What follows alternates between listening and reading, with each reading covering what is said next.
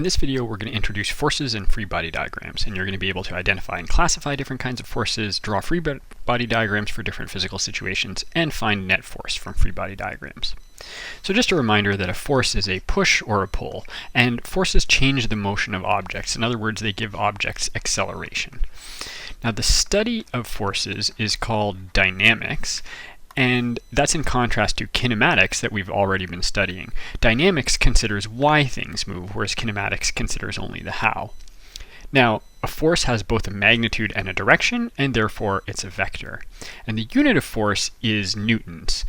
And a newton is equal to 1 kilogram meter per second squared. As we'll see when we cover Newton's second law, you can see that from here. A newton is equal to a kilogram times a meter per second squared. Now, we can classify forces in a number of different ways. In reality, all forces are of one of four different kinds of forces: the gravitational force, the electromagnetic force, and the strong and the weak nuclear forces. But at a more macro level, the electromagnetic force actually gives rise to many of the forces that we experience. And we can think of forces as being either ones that operate between objects in contact or ones that operate at a distance. So contact forces include things like the normal force that acts perpendicular to a surface in which two objects are in contact, a tension force in something like a chain or a string, frictional forces, etc. Forces that are operating between things in contact. There can also be forces that act when things are not in physical contact, like the electromagnetic force, like charges repelling, opposite charges attracting, and the gravitational force that operates between any two things that have mass, causing them to attract each other. And we'll talk later in the course about fields and how we can think about these in that context. Oh, bit of a misspelling, gravitational. There we go. Let's talk about free body diagrams. First, system diagrams are just drawings of all of the objects involved in a situation. So let's say you are pushing this cart. Somehow your legs are below the cart. Let's put a stairs there so that makes more sense. This would be more like a system diagram. Whereas a free body diagram shows a single object. Here, if we were talking about the cart, we could represent it as either a point or sometimes you'll see it as a box, and the forces that are acting on it coming out of the point as arrows. Let's say I have the force of gravity acting downwards on that cart, the normal force from the ground operating upwards, and those are equal and opposite. I'm going to put tick marks to show that they are equal in magnitude. I have my applied force that I'm pushing forwards with, and I have, let's say, a frictional force pointing backwards. That's a free body diagram, just to stress that it's only the forces acting on the object, not the forces that the object is exerting on other things. That seems straightforward now, but it's easy to get confused with it.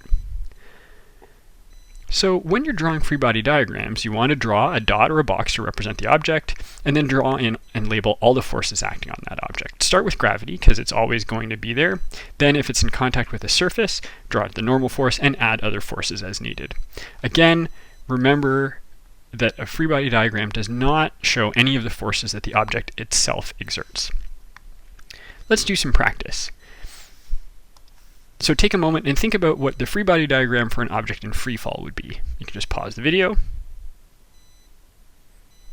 and then if you've unpaused it, remember, free fall means that there's no air resistance, so the only force acting on it is the force of gravity. And that's the free body diagram for an object in free fall. Doesn't matter which way this thing is moving. It could have a velocity vector that's like that, but the acceleration is still just the acceleration of free fall pointing towards the center of the Earth. Now, if it's in air, pause for a moment, think about that one. All you're going to do is add air resistance pointing opposite to the direction that it's moving. Now, let's say it's falling straight down, then air resistance would be pointing straight up. But it doesn't have to be. Air resistance could be pointing in a different direction. If the object were moving in that direction, then the air resistance would be pointing in the opposite direction from movement, because air resistance is a kind of friction. So that can complicate things a bit. But if it's falling straight down, this would be my free body diagram. We can calculate the value of the force of gravity, and we'll learn later in the course exactly where this equation comes from. but g, the acceleration due to gravity, is 9.8. Actually, the IB uses 9.81, so we'll put 9.81 meters per second squared down. And remember that the force of gravity is equal to the mass times acceleration due to gravity. Again, we'll unpack this more later in the course. So the force of gravity acting on a 3 kilogram mass would be, let's just find the magnitude, 3 kilograms multiplied by 9.81 meters per second squared. This is an alternative way of writing meters per second squared that you'll see that the IB uses, and that gives you 29.43 newtons, and if we're going to two significant figures, then 29 newtons. So if we were to draw a free body diagram for a cannonball of 3 kilograms that's in free fall after being fired horizontally off a bridge, this part here is trying to throw you off. Doesn't matter. Doesn't matter that it's moving horizontally. We're only drawing the forces acting on it, not its motion. So it's still just got a force of gravity acting downwards of approximately 29 newtons. It's in free fall, so there's no air resistance.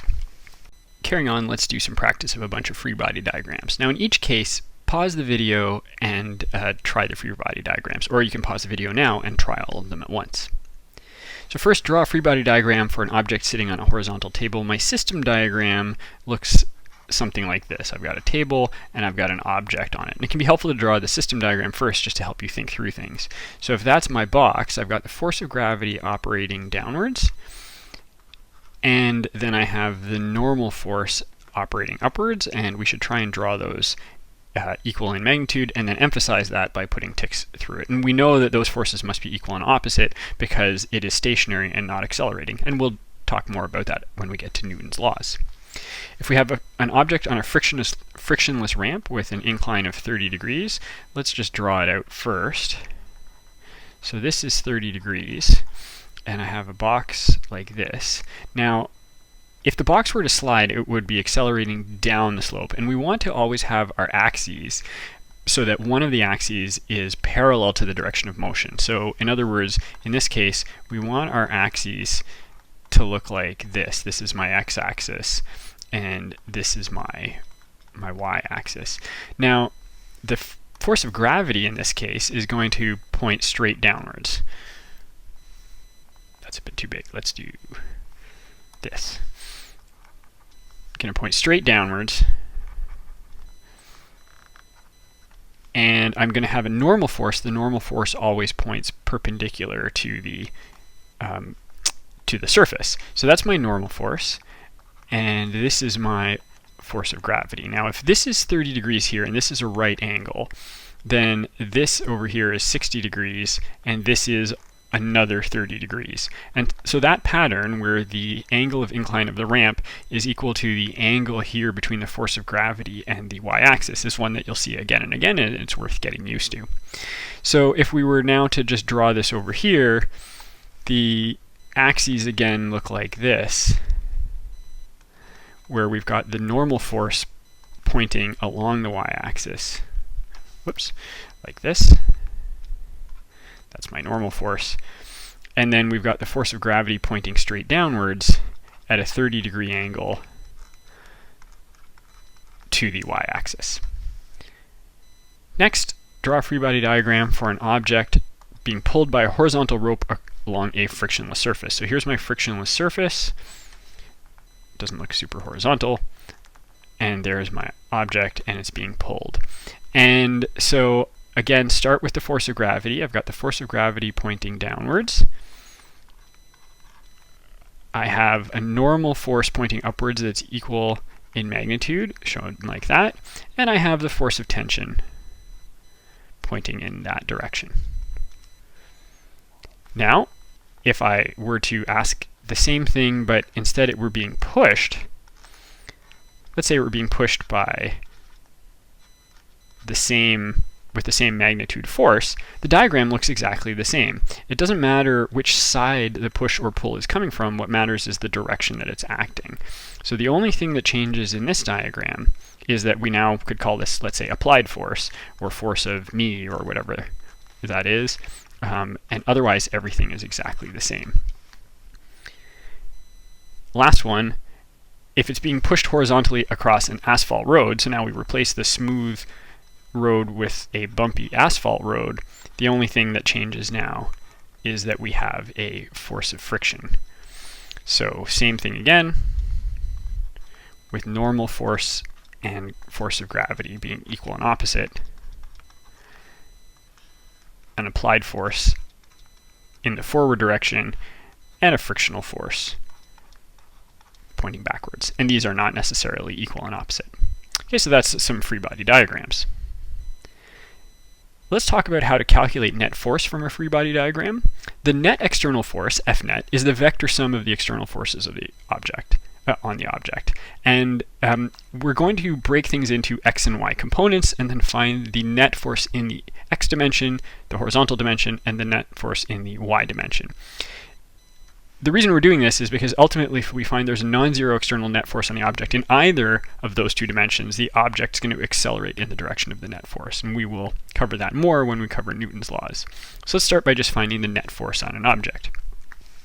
So here's my object. I've got a force of tension of 30 newtons acting at 60 degrees to the horizontal, and I've got a force of gravity of 10 newtons operating downwards. So this could be, for example, a pendulum that is going through its swing with tension pointing that way and a force of gravity downwards.